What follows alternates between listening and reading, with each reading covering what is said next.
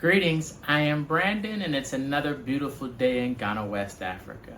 This is Eco Talk, and where I share my journey and I share a number of informative facts that I've come across along the way of sustainably building in Ghana, West Africa. So guys, if you're new here, thank you for joining us. Please go ahead and hit that subscribe button, because trust me, you're going to want to follow what we've got going on here in Ghana.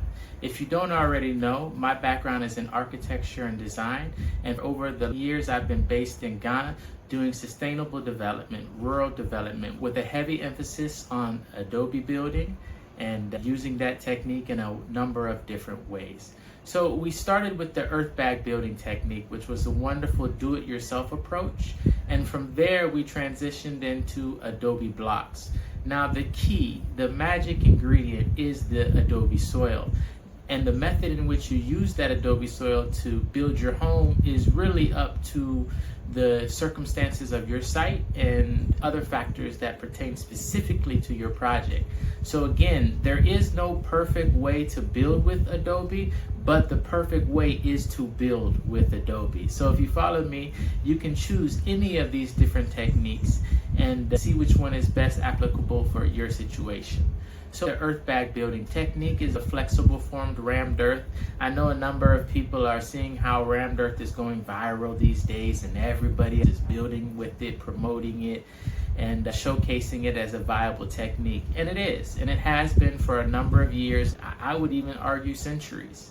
Rammed earth is one of the oldest forms of mud building that there is.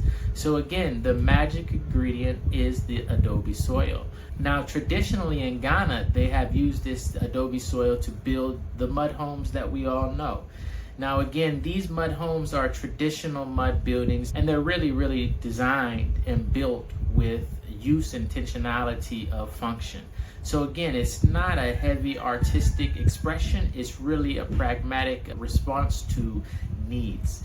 Traditionally, my view is that it's very much more communal, it's very much more compound oriented, and it's very much more outdoor lifestyles. We take refuge inside the house, and yet the majority of the living and daily activities happen outside in courtyards, under verandas, under trees, under shared spaces around the homes. And so that's why you'll see these homes without big extensive windows and other detailed features. But if anybody has ever been in one of these traditional mud huts, the first thing you will say is, wow, how cold it was inside. And that's a response, or rather a reflection, of the materiality of which it was built with. The thermal principles behind the Adobe soil is that it deals with the environment better. And the best analogy that I've always used is, imagine when you were walking on the beach without flip-flops. If you weren't careful, it was very hot, and you were running from that exposed beach sand side to where the water was because it was too hot. And essentially, concrete is made with aggregates of sand. And so these blocks that are made, they call them sandcrete, sand and crete from concrete, because it's just stabilized sand with cement. They mimic this same thing that happens on the beach. Whereas if you ever remember walking on the earth, walking on the dirt, you'll remember how cool it was underneath your feet. And so this is why the number one thing that I always advise is simply change your block. Change the building block in which you're using to build your home, and that will give you the most benefit sustainably out of anything that you can do. Yes, there's a number of systems, there's a number of techniques, and a number of approaches that you can use, but the number one biggest reap of your reward is simply to change your block from a typical concrete sandcrete block to an Adobe block.